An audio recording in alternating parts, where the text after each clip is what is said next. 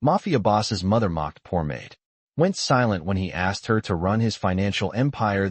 The evening began with the kind of quiet elegance that made the Castellano estate feel more like a museum than a home. Crystal chandeliers glowed above polished marble floors, and every guest moved with the slow, deliberate grace of people accustomed to wealth. At the center of it all stood the woman who ruled this place long before her son became the most influential figure in the region. Regina Castellano carried herself with the certainty of someone who believed she understood the hierarchy of the world and her place at the very top of it. That was why, when the poor maid entered the grand hall with a tray of fresh linen napkins, Regina did not hesitate to let her voice slice through the quiet like a blade. The girl had barely taken 2 steps when Regina snapped at her for holding the tray slightly tilted, and the room turned to watch a moment that should never have become a spectacle. The maid, whose name was Amina, froze in place as Regina raised her voice again, asking why someone of such little refinement had been hired to work in a home of such stature. Each word fell heavier than the last, coated in disdain that echoed across the marble. Amina lowered her head, gripping the tray tightly to steady her trembling hands. She reminded herself to breathe, to endure, to remain invisible the way a maid was expected to remain in a house like this. Yet the humiliation tightened around her like a rope. Guests whispered behind raised glasses, amused and curious, enjoying the mild cruelty as if it were entertainment. What most of them failed to notice, however, was the tall figure standing near the archway, watching everything in silence. Matteo Castellano, the mafia boss whose reputation carried as much fear as respect, had arrived earlier than expected. His expression remained unreadable, but his eyes followed every detail. The way Amina tried to steady her breathing, the way Regina lifted her chin in triumph, and the way the guests smirked as if the hierarchy of the world had been perfectly reinforced. Matteo did not speak. He did not step forward. He simply observed. And in that stillness, something shifted. A hush fell over a few of the guests who sensed that. His silence meant more than it seemed. Amina continued to stand there, silent and small beneath the weight of Regina's glare, unaware that the moment she thought would break her was the very moment that would reshape everything in the room. The night had only just begun, but a reckoning waited quietly in Matteo's gaze, and the people who had just laughed would soon wish they had held their tongues. The humiliation in the grand hall settled like dust around Amina, but she forced herself to steady her hands and continue her duty. The tray felt heavier now, not because of its contents, but because every pair of eyes had judged her, measured her worth, and found her undeserving. She wanted to disappear into the quiet corners of the estate where shadows softened the sharpness of embarrassment, but she knew leaving her post would only worsen the situation. Amina had learned long ago that survival meant standing still even when the ground felt like it was crumbling beneath her. She walked with careful steps toward the side table, placing the fresh linen napkins down with precision. Only then did she allow herself a breath, a slow and shaky inhale that she hoped no one would notice. But someone did notice. A man whose entire life had been built on the discipline of watching without speaking. Matteo remained near the archway, leaning slightly into the marble column as though he were merely observing the party, but his gaze never left Amina. He watched the way her shoulders tightened, how she hid the tremble in her hands by folding them behind her apron, how she kept her chin low even when she had done nothing wrong. He watched her the way a man watches the first flicker of a fire he does not yet understand. Across the room, Regina Castellano resumed her conversation with her circle of wealthy friends, but the edges of her voice remained sharp. Every now and then, she glanced at Amina with an expression that suggested she had proven a point simply by humiliating the girl. To Regina, this house was a kingdom. Every room, every dollar, every decision came through her hands long before her son was old enough to understand the power he would inherit. And in her mind, a maid who entered that world was expected to carry not only trays and chores but also silence, invisibility, and obedience. Amina knew these rules. She had known them since the day she walked through the service entrance with a second-hand suitcase and a prayer. She had been hired for her work ethic, her quiet nature, and her willingness to endure whatever the environment demanded. She was not hired to speak. She was not hired to think. At least, that was what Regina believed. Amina returned to the kitchen doorway to retrieve another set of items. As she walked, the soft glow of the chandeliers shimmered across the polished floor, reflecting the contrast of her simple shoes against the wealth around her. But what no one in the hall saw was the private memory flickering in her mind.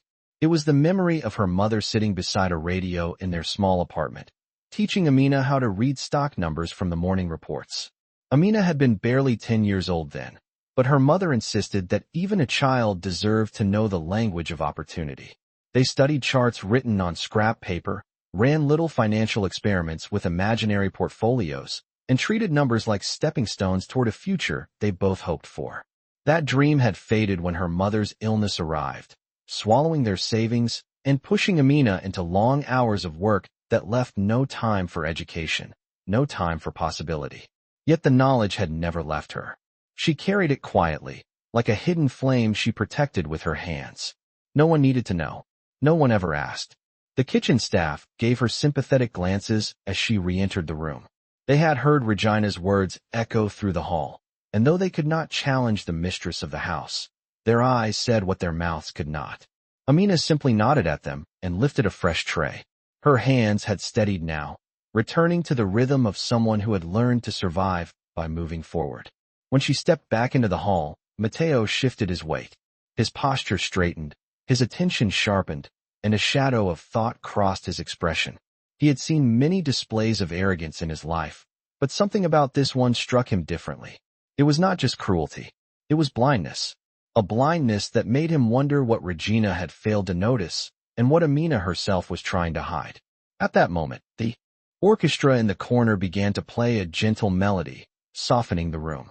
Guests turned their attention toward the music, their laughter resuming as though the earlier scene had been forgotten. But Matteo had not forgotten, and Amina, despite her best efforts to disappear, felt the weight of his gaze lingering on her like a question waiting to be answered. What neither of them knew was that this quiet moment, suspended between humiliation and curiosity, was the beginning of a shift that would unravel the hierarchy Regina believed was unbreakable. The soft melody from the orchestra drifted across the grand hall, but it did little to soften the pressure that clung to Amina as she stepped forward with the new tray. The glow of the crystal chandeliers reflected in the polished marble, creating a world of glitter and luxury that felt impossibly distant from the life she had come from.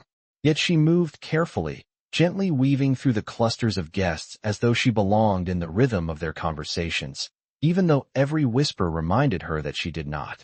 In the far corner of the room, Matteo Castellano remained silent, watching the way she navigated the space with a quiet grace that no one else seemed willing to acknowledge. His dark eyes followed every movement, not with suspicion, but with a concentrated curiosity that bordered on concern. He had been raised among people who valued power above all else. But something about the restrained strength in Amina's posture made him pause in a way he had not expected. The guests shifted around her as she approached the long banquet table. They wore tailored suits and polished dresses, and their laughter rose in gentle waves that filled the room. The scene was undeniably beautiful, but it also served as a reminder of the contrast between this world and the life Amina led. She placed the tray beside a stack of fine china plates and adjusted a pair of silver tongs so they faced the right direction. She knew Regina would notice even the smallest imperfection. As she worked, she could feel Regina's gaze sweep across the room, occasionally pausing on her with lingering disapproval. That gaze had weight, enough to make Amina's breath hitch each time she felt it on her back. But she kept moving, reminding herself that her mother needed her to stay employed. Losing this job would mean losing the little stability they had. Behind the guests, a set of floor-to-ceiling windows opened onto a garden lit by warm lanterns. It was the kind of place Amina had only seen in magazines as a child, a world she had studied from a distance, not one she had ever expected to walk through. Yet as she looked toward it now, she felt the faintest spark of her old dreams flicker inside her. The dream she had set aside when life demanded sacrifice instead of ambition. She inhaled slowly, blinking the thought away. Dreams did not help keep the lights on. Hard work did. She refocused her attention on the room, only to realize that a group of guests had gathered near Regina, who stood by a tall floral centerpiece decorated with white roses. The guests leaned in, hanging on her every word as she spoke about the challenges of managing the family's financial empire. Regina lifted her chin, as though the very subject elevated her stature even further. She described the complexities of market patterns, the tension of handling multiple investments, and the pressure of making decisions that could change the course of their entire organization. Amina listened quietly as she poured water into glasses near the edge of the table. She did not mean to overhear, but the conversation floated toward her like an invitation and a warning at the same time. When one of the guests asked a question about a recent market downturn, Regina answered with confidence. But something about her explanation made Amina's fingers pause around the pitcher. Her instinct whispered that the numbers Regina referenced did not align with what she knew. Amina felt her pulse flutter in her throat. She lowered the pitcher, forcing her hand to remain steady. This was none of her business. She reminded herself that she was a maid, nothing more. The world of investments and financial strategies did not belong to her anymore. Yet the knowledge lingered in her mind, uninvited and insistent. She had studied these concepts deeply as a child, absorbing her mother's lessons with the hunger of someone who believed education was a key someone had misplaced. She recognized the trends Regina mentioned, but she also recognized the flaw. It was subtle, the kind of error that most listeners might overlook, but not the kind of error an empire could afford. Amina exhaled slowly, forcing herself to step back from the table. Her job was to serve, not to analyze. Her job was to be invisible, not to understand what powerful people misunderstood. The room continued to buzz with light conversation, but Matteo had not taken his eyes off her.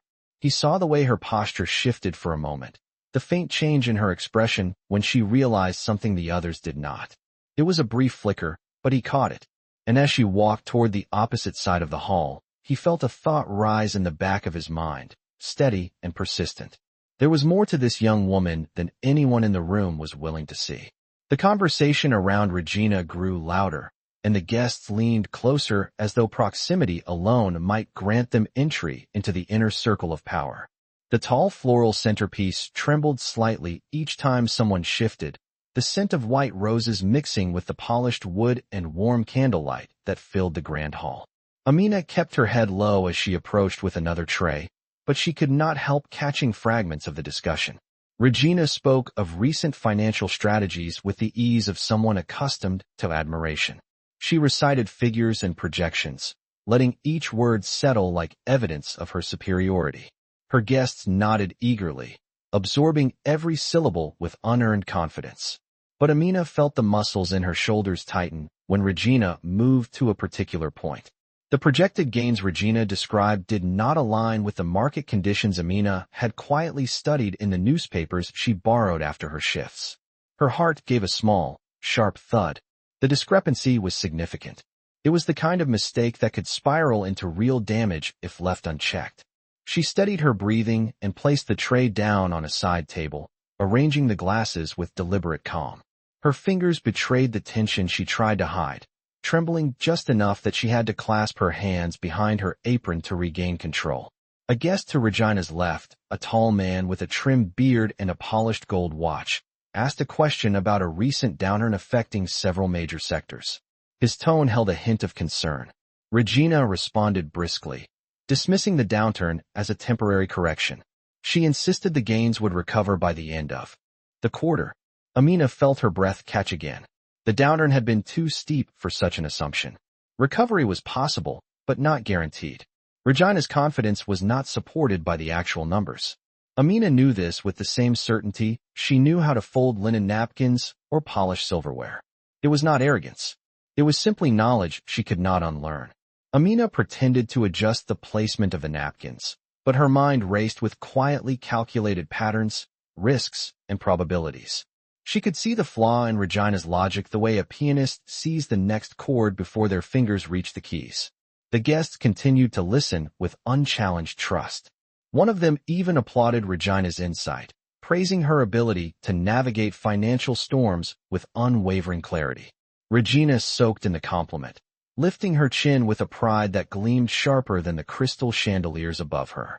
Amina stepped back, letting the tray rest on the table as she smoothed her apron with slow, steady hands. She told herself not to look at Matteo, but her eyes betrayed her for a brief moment. Across the room, Mateo saw everything. He noticed the way her posture stiffened, the subtle shift in her gaze, the careful pause that did not match the rhythm of a simple serving task.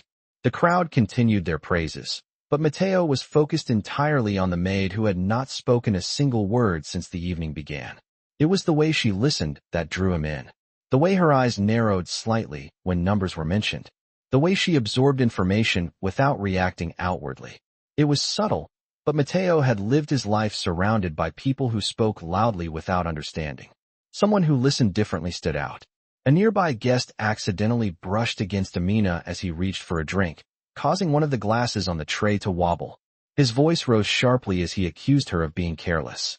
Regina turned immediately, seizing the opportunity to reaffirm her earlier humiliation. She scolded Amina for her supposed clumsiness, lecturing her with the same theatrical authority she used when discussing the empire she believed she controlled. Amina kept her head bowed, apologizing softly even though the glass had not fallen and nothing had spilled.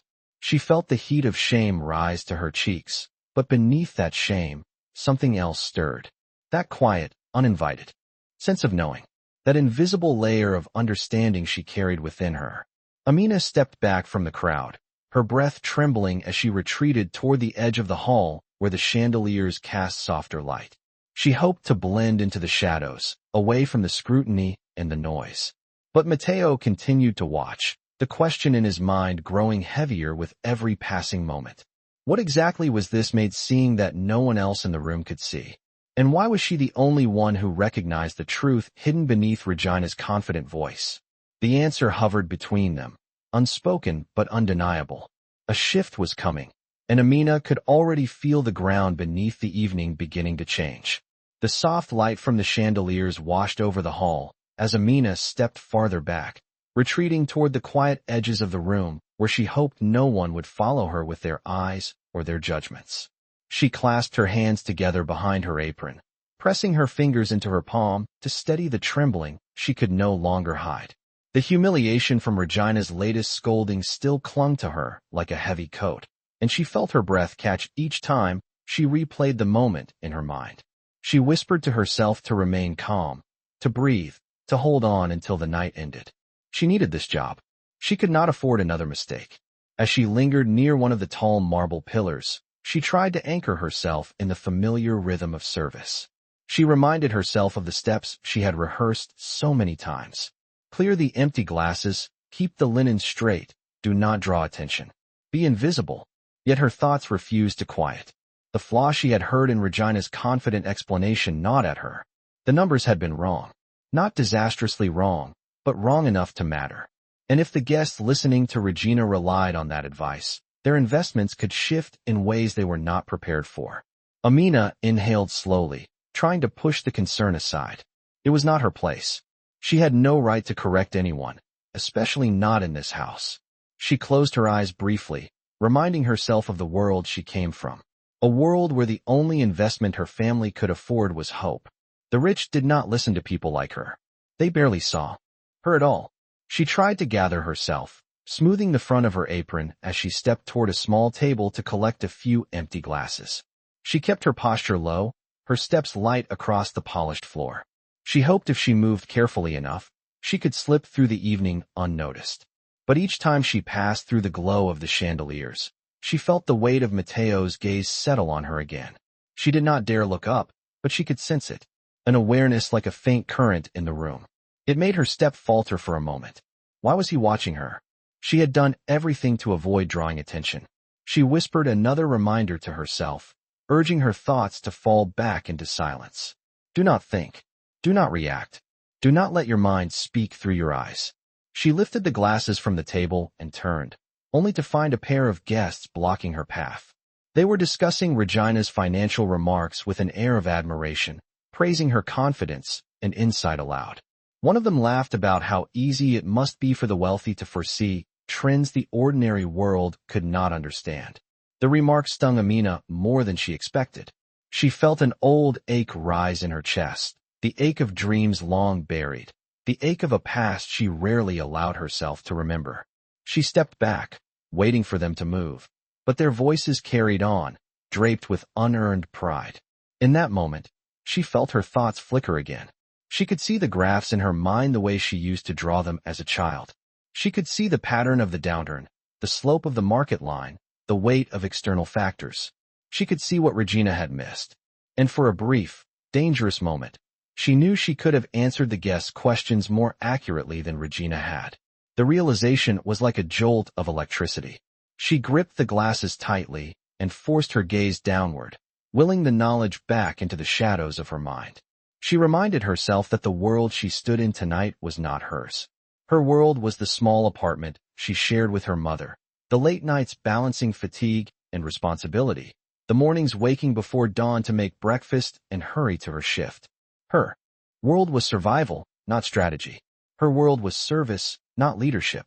She repeated these truths silently, hoping they would quiet the part of her mind that refused to fade. But that part of her had been trained by her mother, nurtured with lessons spoken at a cracked kitchen table and fueled by the belief that understanding numbers could open a future. Even if that future had never arrived, the understanding remained. It was not something she could abandon. Across the room, Matteo watched the very moment she pressed her lips together, trying to swallow her thoughts. He saw how she hesitated, how she clenched her jaw before turning away. It was subtle, but for a man who had learned to interpret the quiet movements of others, it meant far more than Amina realized. It was the silent mark of someone holding back truth, someone carrying knowledge too heavy to reveal. And Matteo could not look away. The girl trying so desperately to be invisible was beginning to reveal exactly how visible she truly was. The evening drifted onward with the steady hum of conversation and the delicate notes of the orchestra drifting through the grand hall. Yet beneath the glittering surface, something quiet and unmistakable had begun to shift. Amina moved with practiced care, carrying a tray of empty glasses toward the kitchen doorway, but her mind remained tangled in the tension of the past hour. Each step she took felt heavier than the one before, as though the humiliation from Regina's words still clung to her apron like invisible weight. She kept her gaze down, hoping to slip unnoticed along the edge of the room, but she sensed the growing awareness around her. Not from the guests who continued their shallow praise of Regina's financial wisdom, unaware of the flaw in her reasoning, but from the one man who did not join their laughter. From across the hall, Matteo Castellano shifted his stance just enough for his presence to settle like a shadow across the space. His eyes remained fixed on Amina with a seriousness that made the air feel denser than before. He had been quietly observing her all evening, but this moment carried a heavier weight. He had seen her posture freeze when Regina misinterpreted the market downturn. He had seen how her breath stopped when a guest echoed the flawed assumption. He had seen knowledge flicker. In her eyes, the kind of knowledge not learned in passing but carved into the mind through years of disciplined study. Now, as she reached the kitchen doorway, Matteo stepped away from the marble column he had been leaning against. His movements were slow, deliberate, almost soundless, yet they sent a subtle wave of tension across the hall. A few guests glanced in his direction, sensing the shift in his attention. They whispered quietly among themselves, uncertain whether to follow him with their eyes or pretend they had not noticed. Matteo walked toward the center of the room, his presence pulling the atmosphere tighter with each step. He did not speak, but silence traveled with him, soft at first, then spreading gradually as guests recognized the gravity in his expression. He was known for his ability to command a room without uttering a single word, and tonight that power hung around him like an invisible command. Amina reached the service door, balancing the tray against her hip as she pushed it open. She felt relief wash through her, grateful for even a brief moment out of sight. But before she could slip through the doorway, the sound of footsteps behind her slowed her movements. She hesitated, turning slightly. Matteo had stopped several feet away, standing just inside the arc of light cast by the nearest chandelier. His face remained unreadable, but his eyes were locked on her with a focus that made her heart stumble in her chest. She lowered her head quickly, unsure why he had approached, unsure what she should do. She waited for a command or a reprimand, something she could brace herself for, but no words came. Instead, Matteo simply watched her, studying the way she held the tray, the way her shoulders drew inward as though trying to protect something fragile inside herself. The silence between them stretched until even the orchestra's melody seemed distant. A waiter carrying a wine bottle paused mid-step, unsure if he should continue past them. A cluster of guests near the dessert table went quiet without meaning to. Something in the room had changed.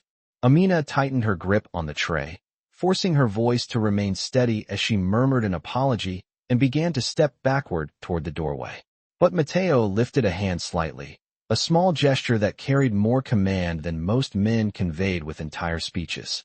She froze instantly, breath trapped in her lungs.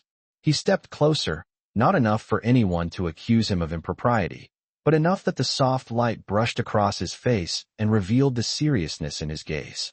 Mateo spoke quietly, his voice low enough that only she could hear. His words were simple, but they carried the weight of a man who seldom asked questions without intention. He asked her if she understood the financial projections Regina had been discussing. The moment the words reached her, the tray nearly slipped from her hands. Her heart pounded, her breaths quickened. She stared at the floor, unable to answer. Around them the room fell into a hush, guests growing alert, unsure what they were witnessing but sensing that the quiet exchange held significance. Mateo waited patiently, his expression unchanging, his eyes never leaving her face. He had spent his entire life reading people, uncovering truth buried beneath silence, and now he saw that the maid before him was not afraid of the question, but afraid of the consequences of answering it. Amina swallowed hard, her voice barely more than a whisper as she finally forced out the only response she believed was safe. She told him that she was only a maid and did not belong in conversations like those. The moment her words faded, Mateo's eyes narrowed slightly, not in anger, but in recognition. For him, that was her first mistake of the evening. Because he had already seen the truth she was trying so desperately to hide. The moment Amina whispered that she was only a maid, the words tasted like defeat on her tongue, yet she clung to them because they were the only shield she had ever known. She bowed her head even lower, hoping that humility would release her from the intensity of Mateo's gaze. But it did not.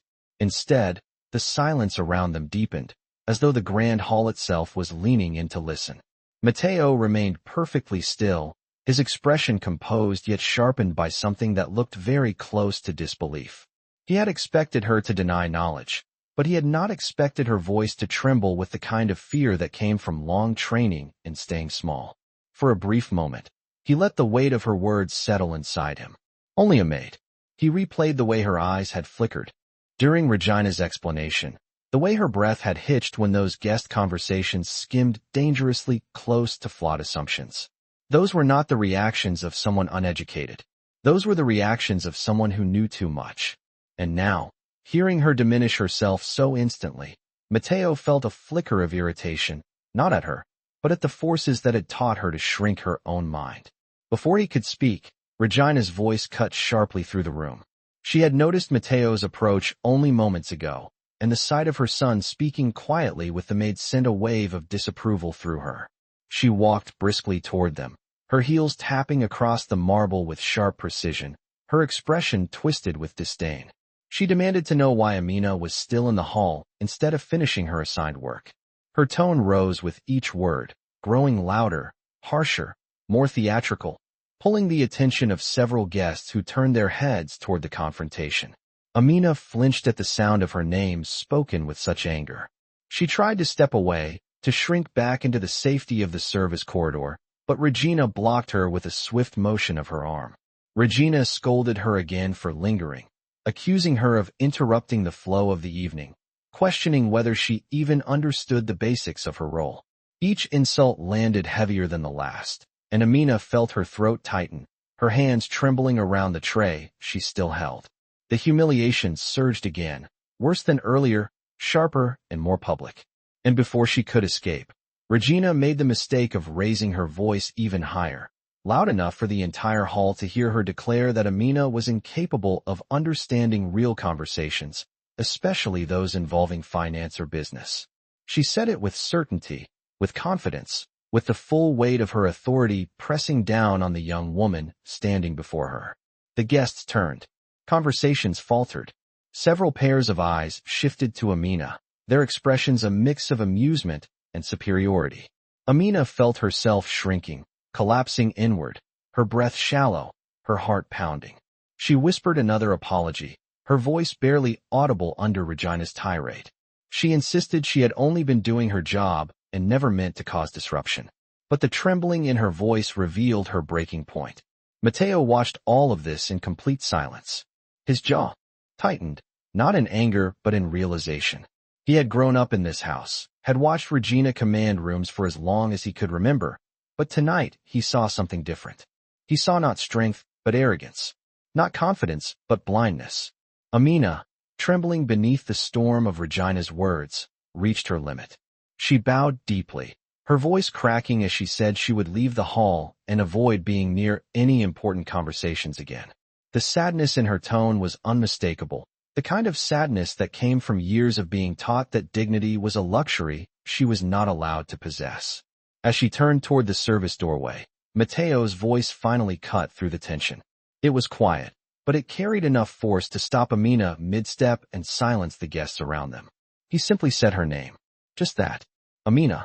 And when she froze, her shoulders lifting in a terrified breath, the entire hall felt the shift that signaled the moment the night had been building toward. The moment someone who had been invisible for too long was about to be seen. For a moment that stretched longer than breath, Amina remained frozen where she stood, her back to Matteo, her hands trembling around the empty tray as if it were the only thing keeping her upright. The sound of her name spoken in his voice felt different from every command she had heard in this house. It did not strike like an order. It settled like a question, one she did not dare turn to face. Slowly, she lifted her chin, afraid to look at him, yet more afraid of what would happen if she ignored him. When she finally turned, the hall seemed to still around her. Conversations died mid-sentence. The orchestra hesitated over a note, as though even the musicians could sense the subtle shift in the air. Matteo stood a few steps away, the glow from the chandelier casting sharp planes of light across his face. His expression was unreadable, but his gaze was locked onto hers with an intensity that made her breath falter. Regina watched from his side, her posture rigid with shock and offense. She demanded to know why Matteo was addressing the maid by name, her words sharp and brittle. But Matteo did not acknowledge her interruption. He had eyes only for Amina. He asked her to step forward. The words were gentle, yet they carried a weight she could not disobey. Her feet moved without her permission, drawing her closer to the center of the hall where the guests now watched with open curiosity. Each step felt unfamiliar, as though she were crossing a line she had never been allowed to approach. When she reached him, she kept her eyes downcast, afraid to let anyone read the fear etched into her expression. Matteo waited until the room had fallen completely silent before he spoke again. His voice was low, calm, but firm enough to stop even Regina from interrupting further. He asked Amina to repeat what she had said about being only a maid. She swallowed hard. Her voice wavered as she told him again that she did not understand the conversations that took place in a room like this. She insisted she did not belong in matters involving finances or decisions beyond her place. A ripple of amusement moved through a small group of guests. Regina lifted her chin with satisfaction, believing the moment proved her point.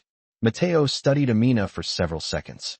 Then he asked her a question that made the hall grow impossibly still.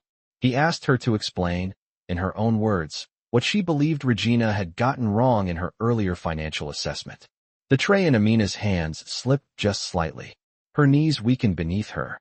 She whispered that she could not speak on such matters, that she was not educated, that sharing her thoughts would be disrespectful. Matteo responded by asking her again, but slower this time, in a tone that revealed he was not requesting an opinion. He was inviting truth. A dozen eyes shifted instantly to Regina, whose face flushed with disbelief. She insisted Matteo was humiliating her by entertaining the idea that a maid could offer insight on financial strategy. She claimed Amina would make a fool of herself if pressed further. A few guests nodded with forced smiles, eager to echo her confidence. But Matteo ignored them all and kept his gaze on the trembling young woman in front of him. He asked her a third time, and this time he added that he wanted her honest thoughts, not the scripted silence she had been taught to maintain. Amina felt the room closing in around her. She felt the judgment of the guests like a row of spotlights pressing down on her. She felt Regina's anger like heat across her skin. And yet, Beneath all of that, she felt something else. A quiet strength she had not needed in years, but had never truly lost. It rose slowly, like a small light pushing through darkness. Her voice shook as she began to speak. She explained, carefully and respectfully, that the sector decline Regina referenced did not behave like a temporary correction, but like the beginning of a deeper shift influenced by several overlooked variables. She described the trend with a clarity that made a few guests straighten in surprise. She referenced historical patterns, long-term projections, and potential risk factors that contradicted the optimistic outlook Regina had presented. And through it all, she never lifted her gaze from the floor. When she finished, silence washed through the grand hall like a cold wind. A few guests stared at her as though they had seen a ghost. Others blinked with confusion, unsure how to process what they had just heard. Regina opened her mouth, searching for a retort, but for the first time that evening, no words came out. Her certainty had cracked. Matteo watched every flicker of emotion crossing the faces around him, then returned his gaze to Amina. In that moment, he knew this was the turning point. The moment the entire hierarchy of the room had begun to shift around the girl who had tried so hard to stay invisible. For several heartbeats, the grand hall felt suspended in air, as if time itself had stopped to absorb the words that had just fallen from the mouth of a girl no one had ever taken seriously. Amina kept her gaze fixed on the polished marble beneath her feet, afraid to witness the reactions around her. She could hear the soft clink of a guest lowering a champagne glass, the faint rustle of silk as someone shifted uncomfortably, and the hesitant breath of a man who had clearly not expected to hear insight of this caliber from a maid. The shock rippled outward slowly, like a stone dropped into still water. The guests who had laughed earlier now stood with slackened expressions, their eyes darting between Amina and Regina, as if comparing every word to the arrogance they had purchased in so easily. Even the musicians in the corner missed several notes before regaining their place in the melody, their eyes wide as they exchanged uncertain glances. Regina, who had always commanded every room she stepped into, now stood motionless, her lips parted in disbelief. She had built her authority on the foundation of her perceived intelligence, and for the first time in many years, that foundation trembled beneath her feet. She struggled to form words, her breath catching in her throat as she attempted to gather herself, but each effort collapsed under the weight of what had just happened. When she finally managed to speak, her voice came out strained and unsteady. She insisted that Amina was merely repeating something she had overheard on the news. She claimed the explanation was nothing more than memorized nonsense that any person with access to a radio could have recited.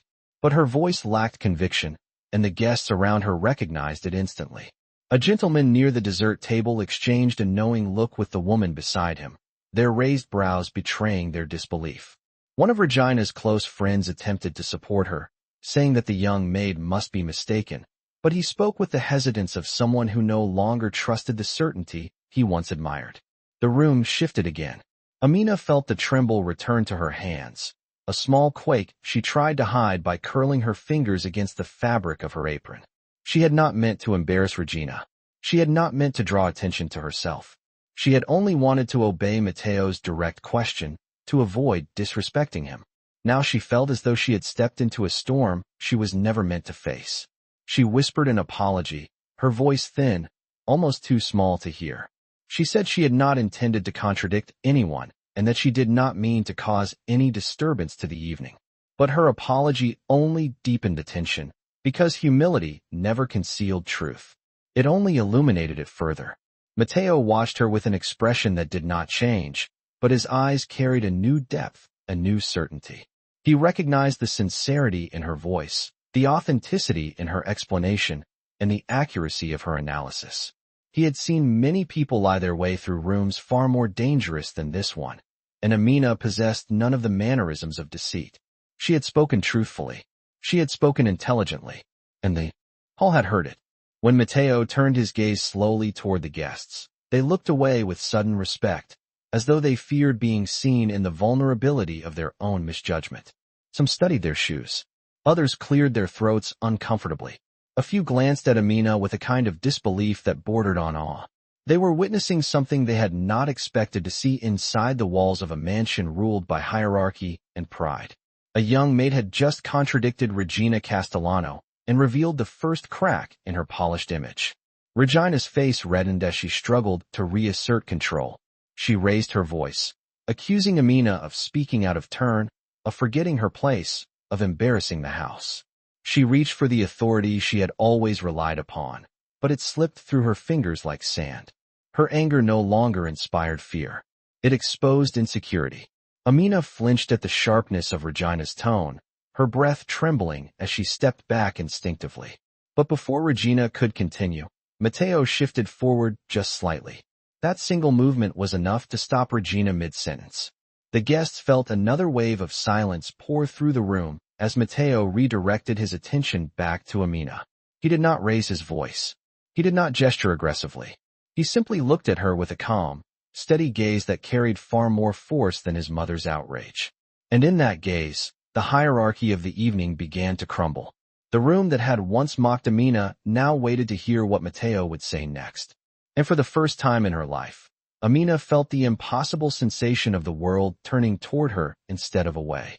The silence that settled over the grand hall felt heavier than any sound that had filled it earlier in the night. The chandeliers glowed above like still constellations, yet the air beneath them seemed frozen, wrapped around one single question that flickered in every mind present. What would Matteo Castellano say next? And what would it mean for the trembling young woman standing before him with her eyes lowered in fear and humility? Amina stood with her hands clasped tightly in front of her apron, her breathing shallow, her thoughts racing in circles she could not control. She wished she could disappear into the shadows along the edges of the room. She wished her voice had not been heard by anyone. She wished she had kept her knowledge buried where it had lived for so many years. But there was no undoing it now. Her truth had already filled the room. Matteo stepped closer, not enough to alarm her, but enough that she could feel the quiet force of his presence. His voice was low when he finally spoke, yet it carried to every corner of the hall. He asked her if she was all right. The words seemed simple, but the room reacted as though he had delivered a verdict. Several guests exchanged stunned glances, unable to hide their disbelief that the Mafia boss, a man known for his precision and distance, was asking a maid if she was all right. Amina's lips parted, but her voice failed her. She managed only a faint nod, though it was clear to everyone that she was far from fine. She had just been forced into the center of a world where she did not belong, and the weight of that exposure trembled through her entire body. Regina stepped forward, her voice trembling with indignation. She demanded that Matteo stop speaking to the maid in such a manner. She insisted that Amina was trying to manipulate him by pretending to know things she could not possibly understand. She claimed the girl was putting on a performance to impress him. But Matteo lifted his hand slightly, and the gesture alone silenced Regina. His attention returned to Amina, and he spoke again, softer this time, asking if she had ever studied finance formally. A murmur rippled through the room as the question settled in the air. Amina swallowed hard. She told him quietly that she had never attended college, never taken a formal course, never been given an opportunity to pursue her interests. She explained, barely above a whisper, that her mother used to teach her how to read stock patterns when she was a child, but when illness came, life had changed. She had to work, not study. She had to support her family, not chase dreams. The guests listened with unexpected stillness. Amina's words did not sound rehearsed or embellished. They sounded honest, fragile, and painfully real. Matteo nodded slowly as if each piece of her story confirmed what he had already sensed. His eyes softened with a quiet understanding, though his face remained controlled. He asked her a final question, one spoken with the kind of sincerity that left no room for doubt. He asked her whether she still followed the markets, whether she still studied those patterns in the newspaper she borrowed before work. The question hit her with a wave of vulnerability. She had never told anyone about those moments. The quiet mornings when she traced trends with her finger on faded print. The late nights when she stayed awake trying to understand what made financial empires rise and fall. She hesitated briefly before answering. And then she admitted that yes, she did still study when she could, and yes, she did still understand more than she probably should. A soft gasp came from a woman near the window. A man cleared his throat awkwardly, as though trying to process the idea that the poor maid they had mocked minutes earlier possessed a mind sharper than many of the investors in the room. Mateo's gaze held hers, and something warm flickered there. Respect. Genuine respect. It was something Amina had never expected to receive from a man of his status. She lowered her eyes again, overwhelmed. Mateo turned slightly, scanning the room with a slow, assessing look that made several guests drop their gazes. No one wanted to meet the eyes of the man who had just discovered truth in the voice they had dismissed. The orchestra remained silent, the musicians frozen with bows half raised. Even the candles along the banquet tables seemed to burn without flicker. The moment felt suspended, hanging in the fragile space between humiliation and revelation. And then, in that quiet, Mateo took one more step toward Amina. The tenderness in his voice was subtle, but unmistakable as he told her that she had answered his questions with more clarity than most of the financial advisors he had met in his life. A whisper of shock moved through the hall like a breath of cold air. And for the first time since the night began, Amina dared to lift her eyes just enough to meet his. What she saw there made her breath tremble once more, not from fear this time, but from the beginning of recognition. He was no longer looking at her as a maid. He was looking at her as someone whose mind he could not ignore. The weight of Mateo's words lingered in the air long after. They left his lips, settling over the hall like a hush that no one dared disturb. Amina stood trembling beneath the glow of the chandeliers, her breath shallow, her fingers curling against the fabric of her apron as though she needed something solid to hold on to. She had never imagined that a man like Mateo would speak of her with respect, let alone compare her understanding to the financial advisors who surrounded him. The shock of it pulsed through her, leaving her unsteady on her feet. She lowered her gaze again, unable to bear the intensity of so many eyes on her. But even staring at the floor, she felt the shift in the room. The same guests who had smirked at her earlier now studied her with a new and conflicted curiosity. Some looked unsettled, others embarrassed, a few quietly impressed. And Regina, standing only a few steps away, looked as though the ground had been pulled out from beneath her. Her lips trembled with outrage she could not voice, her chest rising and falling with sharp breaths. She had never been challenged in her own home, especially not by her own son. But tonight her authority had collided with truth in a way she could neither control nor deny. Amina sensed the fury radiating from Regina, but she did not dare look up. She wished she could escape to the kitchen, to the quiet corners where no one saw her, where she could breathe without fear. But her legs would not move. She felt stuck in place, caught between humiliation and an unfamiliar light that seemed far too bright for someone like her. Mateo watched her closely, his eyes searching her face for the thoughts she tried so desperately to conceal. He could see the fear trembling behind her lowered lashes, the instinct to run, the instinct to shrink, the instinct to disappear. She had lived her entire life trying to occupy as little space as possible, and now the entire room was staring at her. When she finally spoke, her voice was thin and unsteady. She apologized again. She said she did not mean to cause any trouble. She said she would return to her duties and would stay far from conversations she had no business hearing. She promised she would not speak again unless spoken to.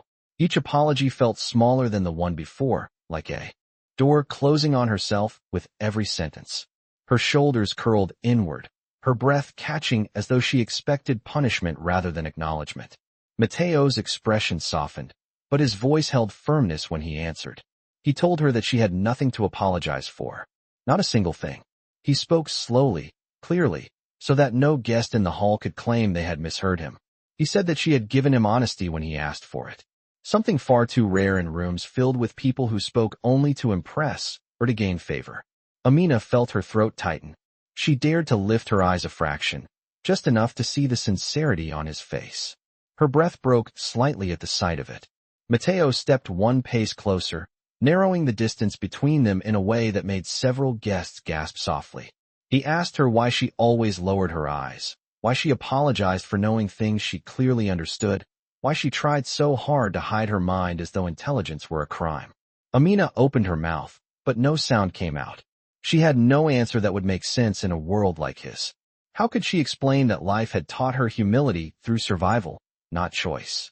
How could she explain that speaking up had never been safe for someone like her? Regina snapped at her then, her voice sharp and public. She ordered Amina to stop this nonsense and return to the service area at once. She accused her again of causing disruption, of disrespecting the house, of stepping out of her place. Amina flinched at every word. Her shoulders hunched instinctively. The fear returned like a tide. She took a step back, her eyes falling to the floor once more. She whispered that she would go. But before she could move, Mateo's voice rose slightly, still not loud, yet commanding enough to silence every protest in the hall. He told her not to go. The words struck through her like a shock, halting her mid-step. She stood frozen again, her fingers trembling against her apron, her breath caught on the edge of disbelief. Mateo's gaze remained steady on her. And for the first time in her life, Amina felt someone looking at her as though she mattered, as though her words mattered, as though her thoughts mattered. She could not understand why, but she felt something shift inside her. A moment of fragile, impossible courage that flickered like a small flame, refusing to die even as fear pressed down on her. And the room waited, breathless, to see what would happen next. The hall remained wrapped in a silence so complete that even the soft glow of the chandeliers seemed to dim under its weight.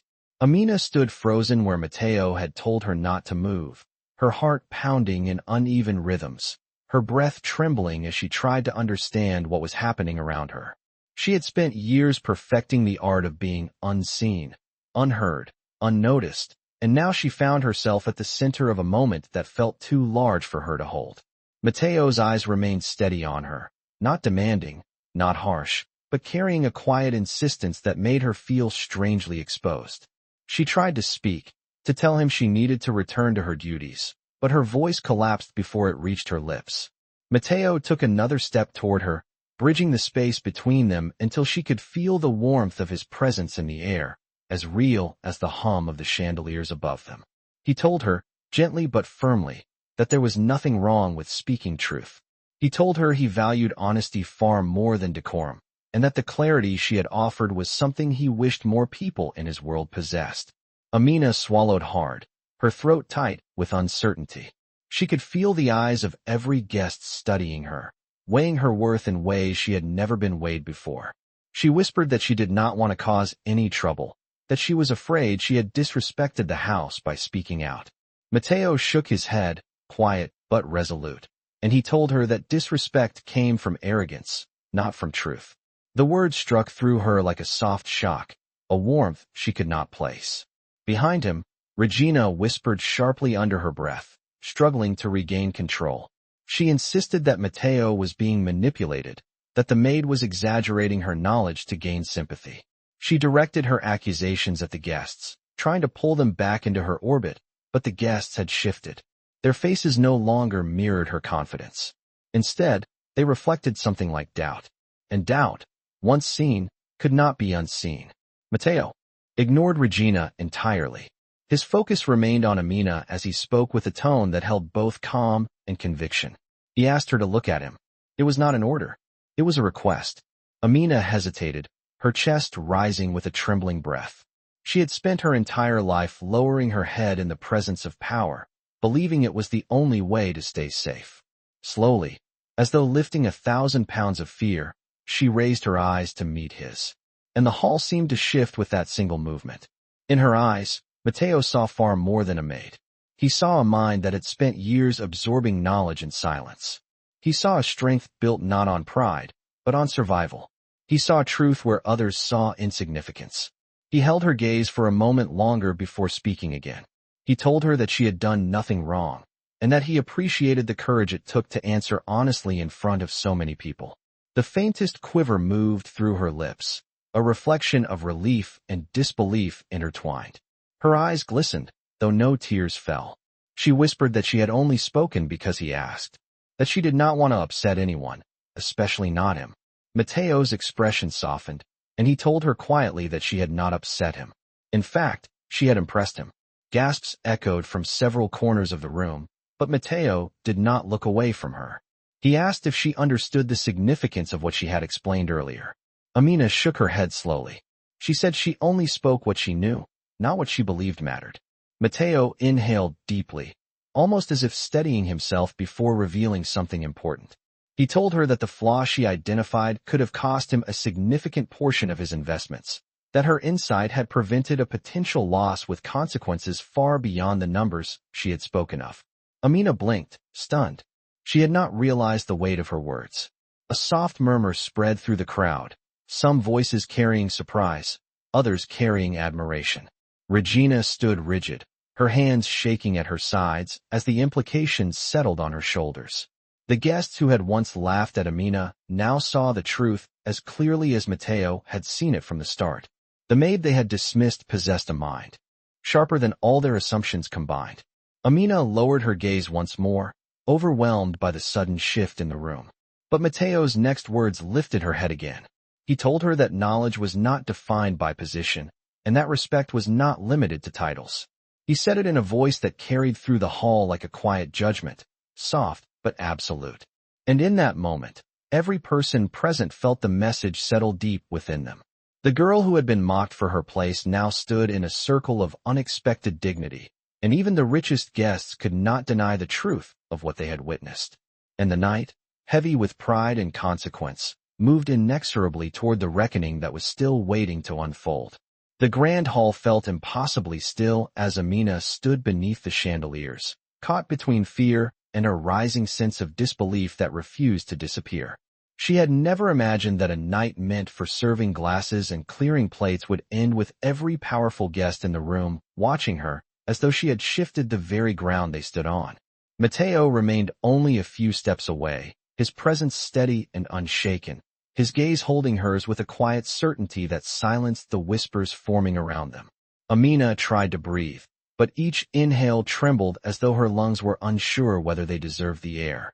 She clutched her apron with gentle fingers, grounding herself in the only thing she knew to do. Behind them, Regina stood frozen, her expression trapped between disbelief and indignation. She had spent a lifetime shaping this house into a symbol of her authority, and now a single truth spoken by a young maid had cracked that image wider than she could contain. The guests around her avoided her eyes, unwilling to align themselves with a pride that had just been publicly unraveled. Matteo broke the silence first. His voice was calm, yet it carried enough weight that the room leaned toward it. He explained that the insight Amina had offered earlier was not merely accurate, but crucial, and that her understanding of the markets had revealed a blind spot none of them had seen.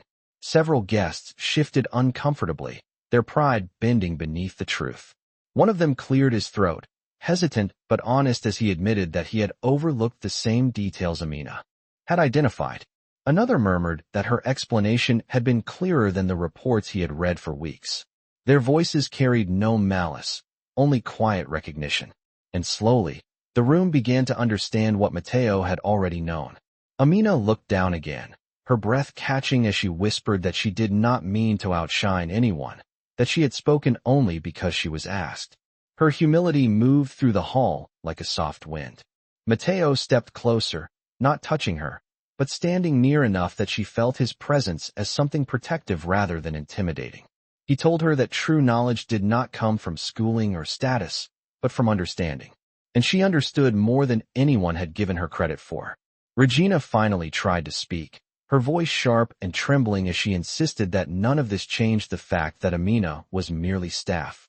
She argued that a household could not rely on someone with no formal education, no degrees, no pedigree. But Matteo turned toward his mother, and the room held its breath. He did not raise his voice. He simply told her that he valued insight over image, truth over pride, substance over facade. His words were gentle, but they struck with the clarity of a final decision. He then looked back at Amina, and the quiet warmth in his eyes softened the hall more than any candlelight could. He told her, with sincerity no one could mistake, that he wanted her to work directly with him. The gasp that followed moved through the hall like a wave. Amina's breath stopped. She stared at Matteo in utter disbelief, unable to comprehend what she had just heard. She whispered that she was not qualified, that she did not belong in his world, that she was only trying to help by answering his question. Matteo shook his head gently. He told her that belonging was not defined by background, but by what a person carried within them, and she carried the very thing his financial empire needed. He asked her again, quietly, if she would consider working for him in a role that used her mind, not her ability to carry trays. Her hands trembled so hard, she had to clasp them together. She whispered that she did not know if she could do something so large. Mateo answered with a softness that filled the air around them. He told her he believed she could. The room softened around her. Even the guests who once dismissed her now watched with respect. Regina stood silent, unable to undo what had unfolded. Amina exhaled shakily, her voice barely audible as she thanked Mateo for believing in her. She said she would try, not because she sought power, but because someone finally saw her as something more than invisible. Mateo nodded once, and in that small gesture, the hall felt the shift complete. A quiet dignity rose around Amina, the kind earned not through status, but through truth spoken at the right moment. And as the orchestra slowly resumed its melody, the night settled into a silence filled not with judgment, but with recognition. And that day, the world remembered what dignity looks like.